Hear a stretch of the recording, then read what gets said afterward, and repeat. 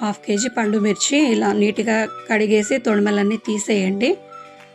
125 గ్రాముల చింతపండు యాడ్ చేశాను.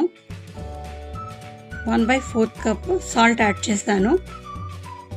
ఇది గ్రైండ్ చేసేసుకోండి ఇలా పౌడర్ లాగా. ఇప్పుడు ఇందులో 1/4 కప్ ఎల్లిపాయలు యాడ్ చేశాను. పాయల్లో అయితే 2-3 పాయలండి, పెద్ద సైజువి తీసుకోండి. ఇందాక మనం తుంచి పెట్టుకున్న రెడ్ చిల్లీస్ ఇక్కడ యాడ్ చేశాను. ఫైన్గా పేస్ట్ లాగా ప్రిపేర్ చేసుకుందాము. మీకు కావాలంటే మీరు బరకగా కూడా మీరు ఇక్కడ ప్రిపేర్ చేసుకోవచ్చు. ఇదిగో ప్రిపేర్ అయిపోయింది. 1 cup and half cup, 1.5 cup నేను ఇక్కడ నూనె తీసుకున్నాను. హాఫ్ కప్ యాడ్ చేయడం ఎడిటింగ్లో పోయిందండి. మిర్చి తీసుకున్నాను నేను ఇక్కడ. రెడ్ చిల్లీస్, జీలకర్ర, ఆవాలు, ఎల్లిపాయలు, కర్రీ లీవ్స్, పసుపు. ఇది చక్కగా కలిపేసేయండి. ఇందాక మనం పేస్ట్ చేసుకున్న రెడ్ చిల్లీ పేస్ట్ని ఇక్కడ యాడ్ చేసుకుందాము. చూడండి ఎంత బాగుందో, కలర్ కూడా చాలా బాగుంది కదండి. ఆవాలు మెంతుల పౌడర్ నేను ఇక్కడ యాడ్ చేశాను.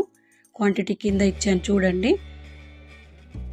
నా ఈ రెసిపీ కనుక మీకు నచ్చినట్టయితే like, share, comment, subscribe, hit the bell icon. Thank you for watching.